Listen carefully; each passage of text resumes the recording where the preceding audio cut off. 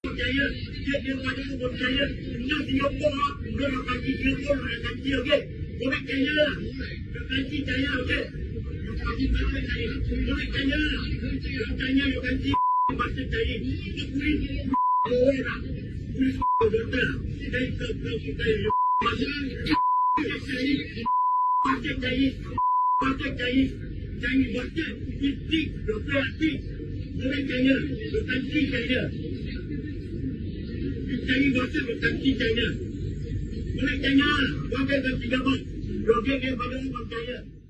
A few months ago, many Singaporean netizens commented that Singapore is becoming Indianized, as the government has provided visa conveniences for Indians, flooding the labor market and raising concerns about the nation's future. I initially thought that Singapore, being a predominantly Chinese country, would have a natural immunity to Indians within its Chinese community. Similarly, many Indians have come to China, but they dare not blatantly violate the standards of human civilization as they do in other countries. Unexpectedly, Singapore's reality is completely different from what I imagined. After Singapore and China introduced mutual visa exemptions, many Chinese visited Singapore, recorded videos, and shared them online, sparking widespread discussion. Firstly, although Singapore's Indian population is small, they are highly united. They boldly defend their rights in public, asserting their ownership, to the extent that when facing Chinese tourists, they dare to shout, "Go back to China. This is Singapore, our homeland."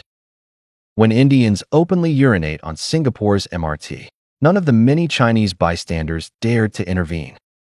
When Indians make noise on the streets late at night, Singaporean Chinese only complain on their phones. Honestly, it's shocking. I want to say to Singapore's Chinese, if you don't stop Indians from challenging the standards of human civilization, your country will become the next India.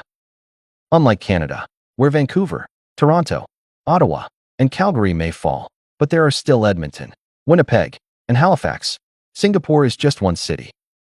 If it becomes a stage for Indians' barbaric behavior, where will you move to? Malaysia or back to China?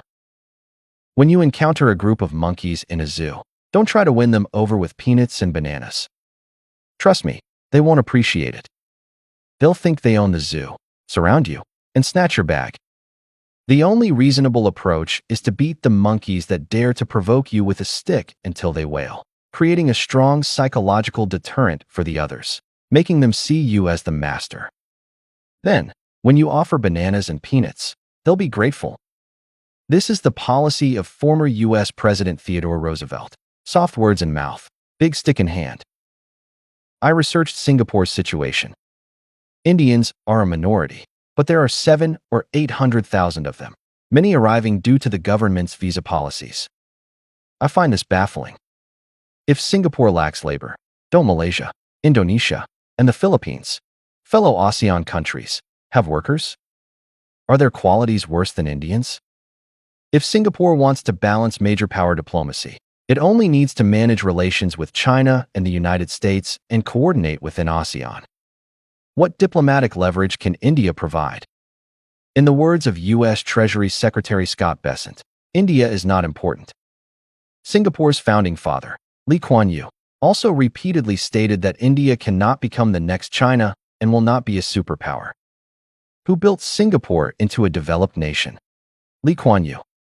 Has the ruling People's Action Party lost its mind? Does Lawrence Wong think Singapore's affairs are too many to handle the Indianization issue?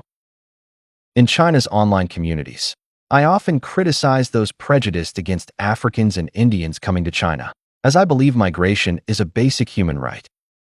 China defines identity by culture, not bloodline.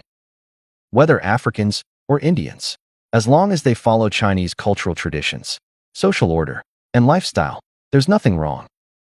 If the government grants them legal visa opportunities and they succeed through effort, they can settle in China. I even publicly oppose white Canadians and Australians telling Indians to go back to their country, as it violates basic human rights. But let me be clear, I firmly oppose Indians acting like a virus, bringing their deplorable habits and committing acts worldwide that break the standards of human civilization. Even in a Chinese-majority country like Singapore, Indians have no right to tell Chinese to go back to China. Such blatant racism is a cancer to human civilization everywhere. What gives Indians the right to be racist? Is there any group on Earth more in need of improvement than Indians? Name one. Just one. I still cannot understand how, a quarter into the 21st century, a nation's people are widely reported to defecate and urinate in public, behavior worse than a pet dog. How does this happen in human society? I'm deeply disappointed in Singapore's government and the citizens in that MRT carriage. I can say, if an Indian dared to urinate on China's subway, they'd be beaten to hospitalization before the police arrived. This is your country, your homeland, and someone desecrates it, yet you stand by? I recall a Singaporean blogger recently saying, "We Singaporean Chinese are not Chinese. We're completely different." Indeed, we are different. To mainland Chinese, anyone who insults our nation and way of life in public would be taught a lesson with fists, not whined about on phones. Are you still real men? Honestly, I have friendly advice for Lawrence Wong. Stop performing. Singapore doesn't need you flying economy class to show integrity. It's not short of money. Your most important job is to preserve the civilized foundation built by Lee Kuan Yew. Mainland Chinese have no ambitions towards Singapore, so you don't need to use a clumsy English accent to assert your identity's independence to please Indians. You and the People's Action Party should start addressing the Indian issue now, making them follow Singapore's order. Study the time when Goh Chok Tong's government, despite pressure from the U.S. president, caned an American citizen who broke Singapore's laws, or consult him on how to manage Indians in Singapore. I recall Kishore Mahbubani joking that Singapore is the cleanest Indian city.